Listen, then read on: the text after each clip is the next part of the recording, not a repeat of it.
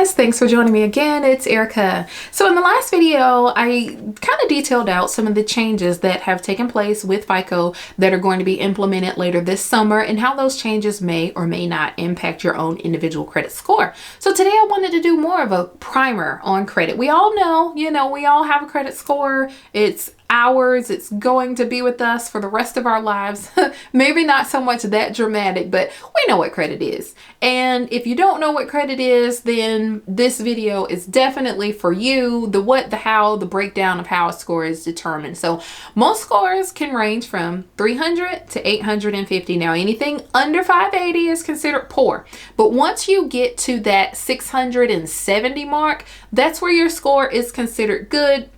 And of course, anything higher than 740, very good. Anything over 800 is exceptional. So pat yourselves on the back if your score is over 800. That's excellent. How do you go about getting a credit score? Let's say you're 18, new to this thing called adulthood.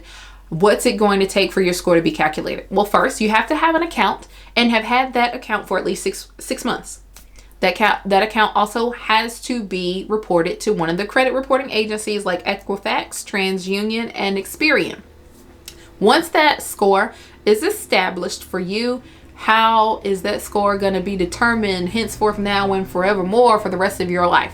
Well, 35% of your credit score is determined by your payment history. So they're going to look at your credit cards, any type of retail accounts. They're also going to look at like public records and collections. So let's say you've got a bankruptcy on your credit. Those can stay on from 7 or 10 years. A completed Chapter 13 stays on for 7, whereas Chapter 7 or 11 stays on for 10.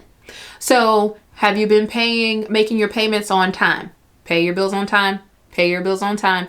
Pay your bills on time. Life happens. I get it. If life happens, just be proactive with calling your creditors and seeing if you can put some type of payment plan in place. You never know if your level of proactivity may cause that lender to work with you and actually save you from getting a delinquency, like a delinquent payment reported to the credit bureaus. Who knows? It's worth a shot.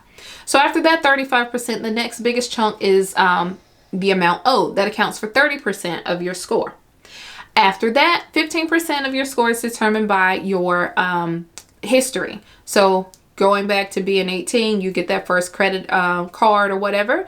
Keep it in a good standing. If you pay it off, that's fine. Find out from your creditor, will they warn you before that account gets closed? Or how often do you need to make a purchase to make sure the account is in good standing? I had a MasterCard a few years ago and I hadn't used it in a while, but I was planning to. So I called them up and I asked what my credit limit is to find out, 2 weeks ago, they closed my account. I was upset for a couple different reasons. One, had they informed me that the account was about to be closed, I would have totally made a purchase on it. Not to mention I was about to make a purchase on it, but I was more so upset because here was an account that was in good standing that now is no longer being reflected on my credit report. That was a chunk of my available credit that was just gone because I didn't know the account was being closed. So, maybe keep an eye on things like that, especially if you have just a few accounts or, if your longest standing accounts, you haven't used them in a while, you totally don't want to lose out on like years of active history. So the last 20% is broken down. 10% is based on your credit mix. Is it just credit cards? Is it retail accounts, installment loans, student loans, mortgage loans, car loans, things of that nature? And then the last 10% is new credit. So back to the 18-year-old example, you just got that first credit card. Woohoo. You want to go out and maybe try your luck at some of these other places and get some other cards, right? Wrong. Well, not necessarily wrong, but it could have an adverse effect on your credit history because if you apply for, let's say, 3 or 4 new accounts, then what has now happened is the average length of your accounts has gone down. And so it could adversely affect you. How do you improve your score? Well, time and patience. Time and patience primarily. First tip, check your credit report frequently. Primarily check it for errors. You would not want an error on your credit report to cost you thousands over the course of a loan. So check your report, check it diligently, check it regularly. Number 2, pay your bills on time. Pay your bills on time. Pay your bills on time. And again, I can't stress enough about being proactive if you can't pay your bills on time.